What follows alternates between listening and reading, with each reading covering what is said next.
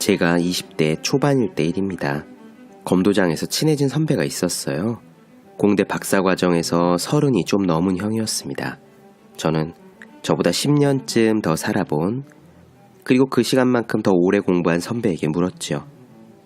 30대 초반이 되니 대학 시절을 어떻게 보낸 사람들에게 좋은 결과가 있던가요? 선배의 대답은 이랬습니다. 학점으로 1등인 학생이 제일 좋은 직장을 구할 것 같지만 그렇지 않다. 30이 넘으니까 자기 길을 찾은 사람이 제일 잘 나가더라. 그렇습니다. 커리큘럼을 수동적으로 따라가는 대신 하고 싶은 분야를 찾은 사람들 이야기죠. 그때로부터 15년이 지났습니다. 그때 그 선배의 나이를 넘어선 저는 주위를 둘러봐요. 물론 부지런히 노력해온 사람들은 그럭저럭 자리를 잡고 잘 살고 있었습니다. 그러나 영광의 가장 꼭대기는 성실만으로는 부족했어요. 그 자리를 차지한 사람들은 자신의 색깔을 찾은 친구들이었습니다. 길을 따라간 것이 아니라 길을 찾아간 사람들 말이에요. 책상에 올려두기만 해도 공부하고 싶어지는 365 혼공 캘린더, 제일 잘 나가는 사람 의한 대목으로 시작합니다.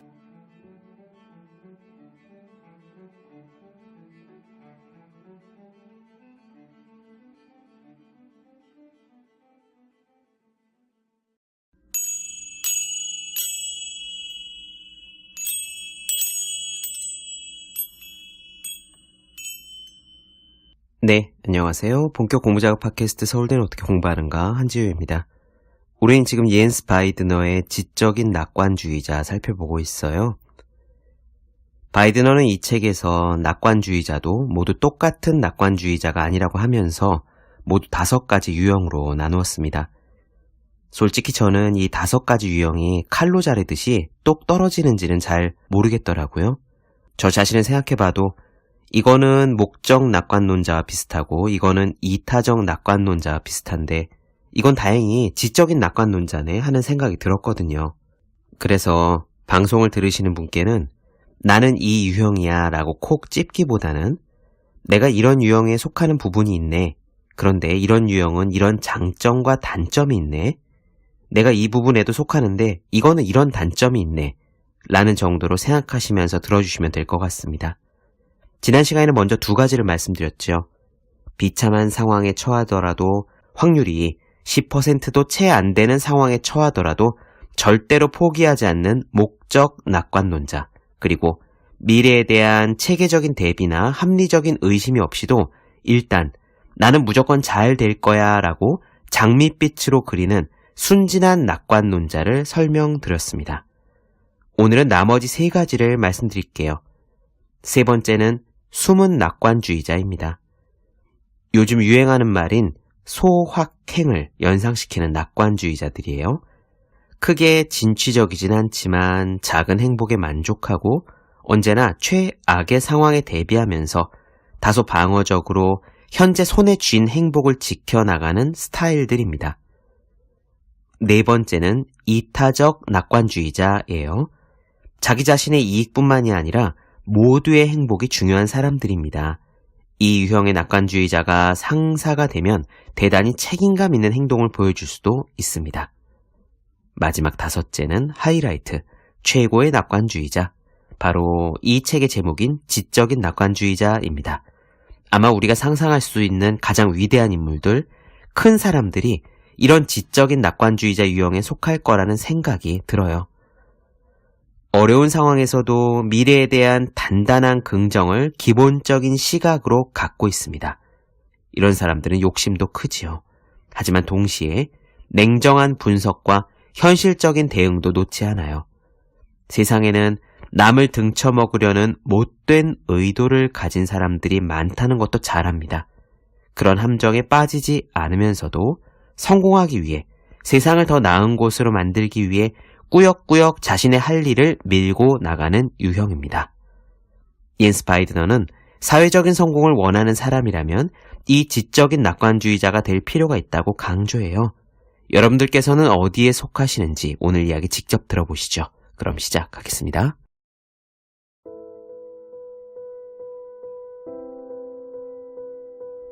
세 번째 유형, 작은 행복에 만족하는 숨은 낙관주의자. 숨은 낙관주의자는 어디서나 볼 수 있다. 낙관주의자의 대다수는 숨은 낙관주의자 유형에 속한다. 라인골드 연구소의 연구 결과에 따르면 숨은 낙관주의자는 최악을 상정하는 사람이다. 그러면 앞으로는 나아질 일만 남기 때문이다. 숨은 낙관주의자는 일어날 수 있는 모든 뜻밖의 사건에 대비하려 하며 그 덕분에 일을 야무지게 마무리 짓는다. 기대 수준은 낮은 편이다. 그래서 충족될 가능성이 높다. 미니멀리즘 덕에 유쾌한 기분도 유지할 수 있다. 그는 성공하진 못할지라도 행복할 수 있는 가장 확실한 방법을 찾은 것이다. 숨은 낙관주의자는 다른 말로 하면 방어적 행복 추구자다. 낮은 기대 수준은 금방 넘을 수 있고 그러면 행복해진다. 직장에서도 이런 숨은 낙관주의자는 방어적인 태도를 취한다. 그는 보통 두 번째로 높은 자리를 선호한다. 출세는 했지만 모든 책임을 질 필요는 없기 때문이다. 그의 감정은 양가적이다. 발전을 원하면서도 현 상태가 바뀌는 건 바라지 않는다. 그렇다고 비즈니스 세계에서 숨은 낙관주의자의 활약을 과소평가하면 안 된다. 기회가 허락하면 뒤에서부터 공격해 진지를 빼앗는 게 이들의 특기이기 때문이다. 상황을 억지로 만들어내진 않는다. 하지만 일단 상황이 열리면 행동은 개시한다. 숨은 낙관주의자는 순진하지 않다. 그는 자신의 장점을 정확히 한다. 그저 그걸 은밀하게 혹은 모호하게 만들 뿐이다. 명예욕이 없는 덕에 겉에서 보기에 그의 행동은 보통 해롭지 않아 보인다.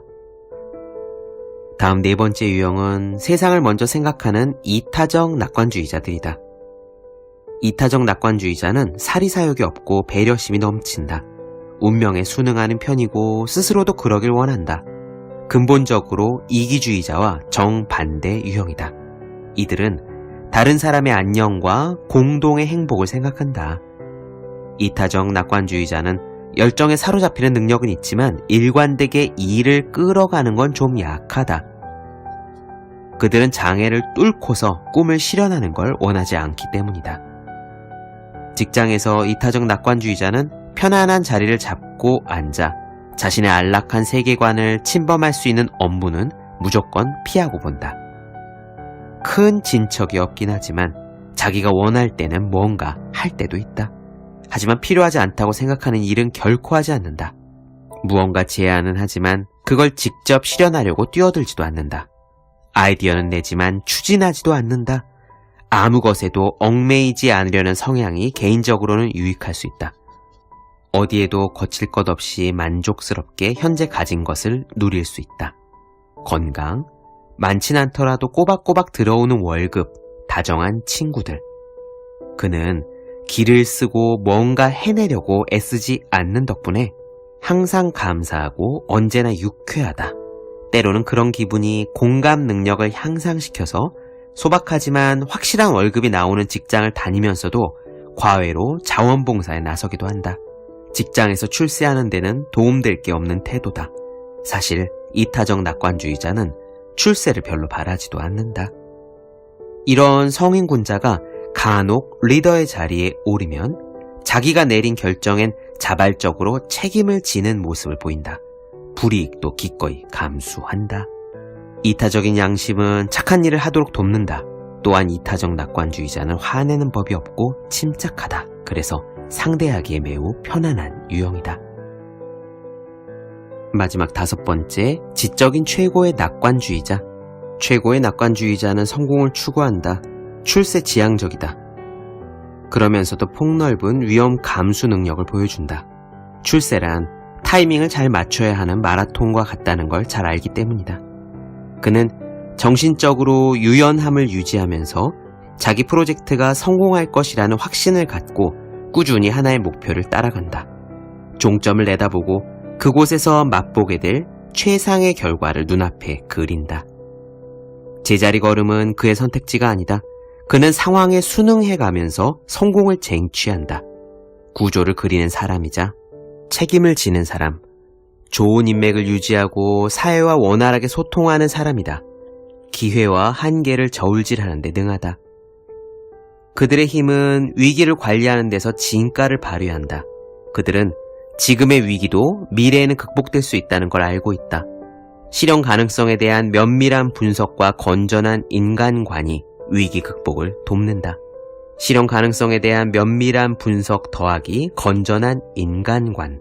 이것이 낙관주의자를 성공으로 이끄는 공식이다. 이 공식은 손해를 예방한다. 현실적인 검토는 최상의 방어책이기 때문이다. 여기에 미래의 실현 가능성에 대한 믿음이 추가된다. 비관주의자와 달리 낙관주의자는 가능성을 믿으니까 말이다. 비관주의자는 기회가 있을 때마다 난관과 어려움을 먼저 본다. 반면 낙관주의자는 난관에 부딪힐 때마다 기회를 본다. 최고의 낙관주의자는 심지어 그 상황을 즐기기까지 한다. 지적인 낙관주의자는 갈수록 더 많은 기회를 얻는다. 능력이 같을 땐 최고의 낙관주의자가 선호되는 법이다. 그는 원하던 자리에 오르고 대규모 계약을 따낸다. 그리고 점점 더 많은 성공을 거둔다. 그는 업무상 스트레스에도 불구하고 너그럽게 반응하고 심지어 여유로우며 거의 언제나 유쾌한 기분을 유지한다. 그래 사람들은 기꺼이 그와 함께 비즈니스 하기를 원한다. 최고의 낙관주의자는 성공할 수 있다는 희망을 보여준다. 그는 장자크 루소가 주창한 낙관적 인간상을 따른다. 그렇다고 만인은 만인에 대한 늑대라는 토마스 홉스의 비관론을 아예 모르는 건 아니다. 공정한 사람을 만나면 비즈니스맨의 악수를 청하고 동료로서의 침묵을 도모하고 공생과 지속 가능성을 추구한다.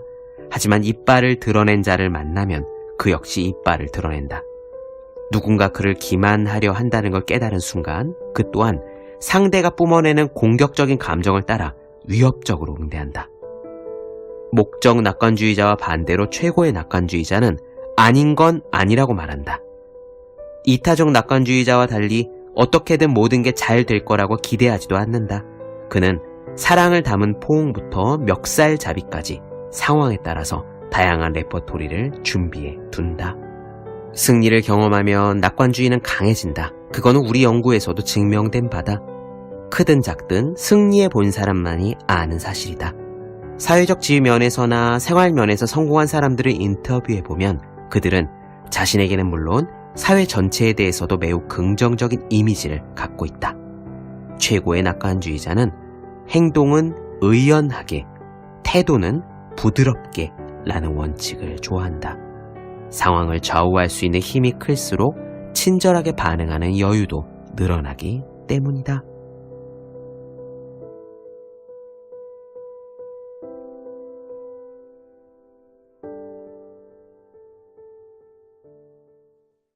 네, 본격 공부작업 팟캐스트 서울대는 어떻게 공부하는가 옌스 바이든의 지적인 낙관주의자 나눠드렸습니다.